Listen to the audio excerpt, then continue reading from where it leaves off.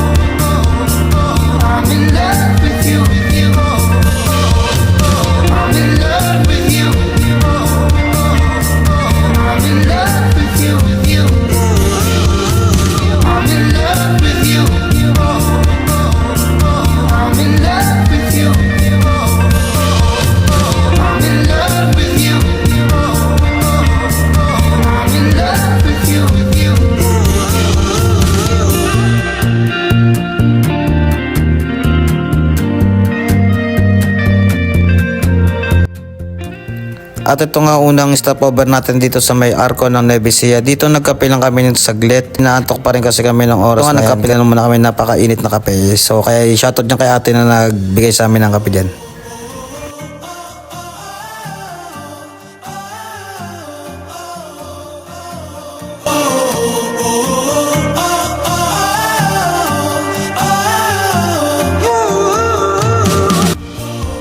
Dito pa rin sa lugar ng Nueva Ecija, naisipan ko na magpagas dahil nabawasan na rin ako ng 4 bar.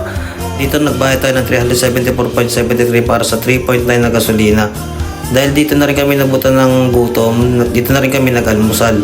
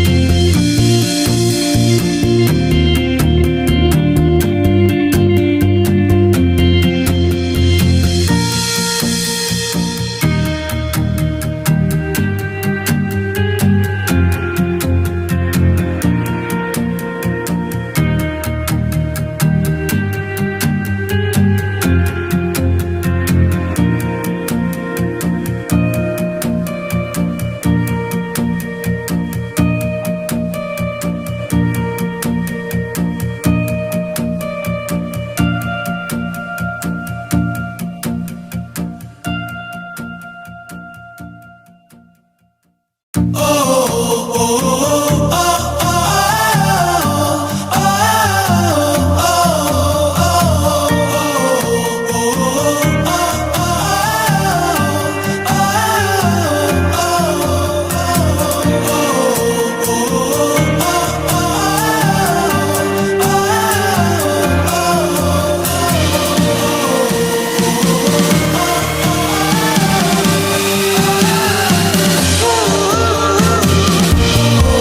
Ito nga sa daan na to, dito natin babaybayin yung kahabaan ng Cannon Road.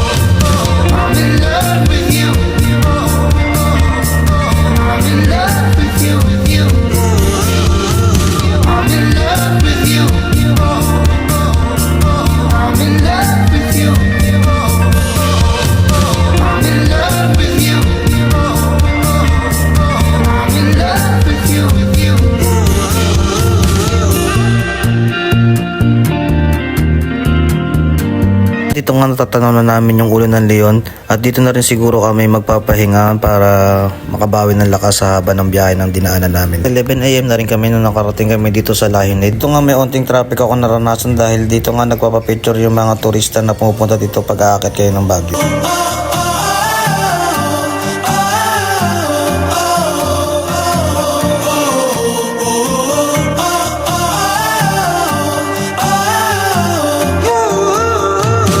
Dito nga naghanap ako ng papaparkingan ng motor dahil sa Mobra ako. Kaya nag-U-turn ako. Hanap na ng papaparkingan niyan kaya dito kumain muna kami ng taho. Saglit nga lang kami nagpahinga dito, nag-picture lang kami para makapagpahinga na rin dahil medyo malayo pa dito yung gusto namin puntahan.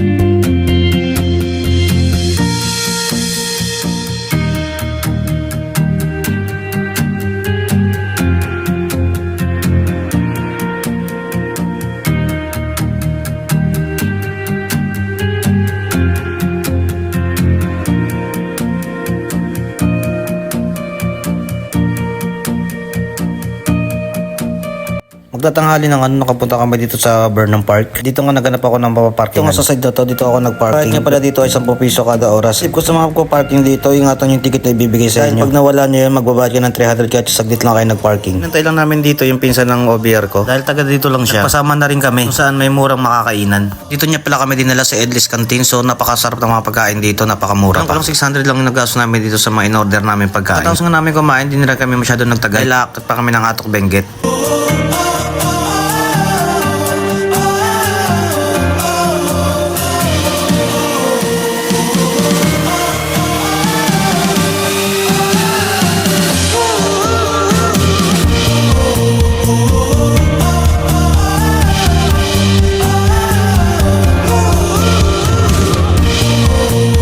Dito pangalawang pagas pa lang natin, nabawasan na rin ako ng 3 bar kaya nagpupultang kuli ako. Bayad niya pala tayo ng 331.15 para sa 3 litro. Dahil kulang 2 oras pa ang biyahe papunta sa aming destination.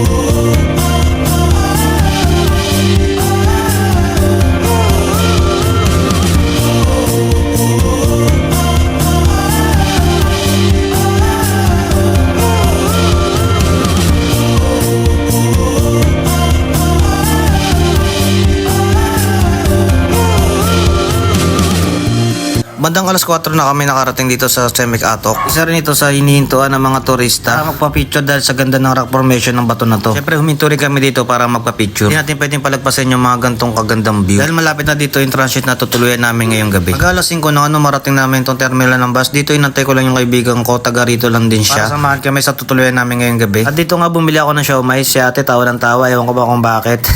Dito nga nakita na kami ng kumpare ko. Hindi siya nagpa-video kasi mayayain talaga tong kumpare ko eh. At dito nga naglibot-libot kami, pinunta namin yung mga farm na malapit sa area nila. Tunay ngang nakawala ng pagod pag narating mo tong lugar na to. Kaya pang tanawin ani mo isang paraiso.